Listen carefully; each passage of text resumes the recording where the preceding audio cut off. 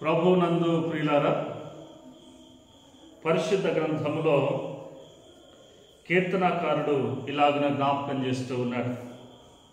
అతడు నాకు మొరపెట్టగా నేను అతనికి ఉత్తరం ఇచ్చేదను, శ్రమలో నేను అతనికి తోడై ఉండేదను, అతనిని విడిపించి అతని గొప్ప చేసేదను.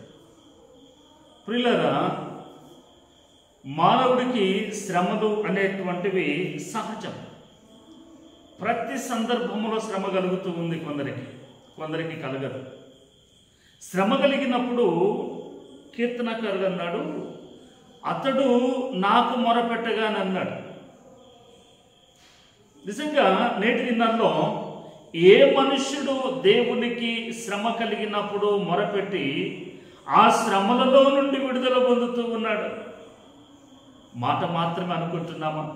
అందుకే మీకు ఒక సత్యాన్ని చూపించాలని ఆశిస్తూ ఉన్నాను.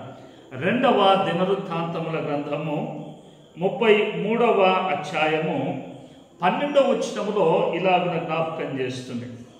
మనస్సే శ్రమలో ఉన్నప్పుడు తన దేవుడైన యెహోవాను బతిమాలుకొని తన పితరుల దేవుని సన్నిధిని తన్ను తాను బహుగా తగ్గించుకొని ఆయనకు మొరలిడగా ఆయన అతని విన్నపములను ఆలకించి యెరూషలేమునకు అతని రాజ్యములోనికి అతని తిరిగి తీసుకొని వచ్చినప్పుడు యెహోవా దేవుడై ఉన్నాడని మనసే తెలుసుకొనెను.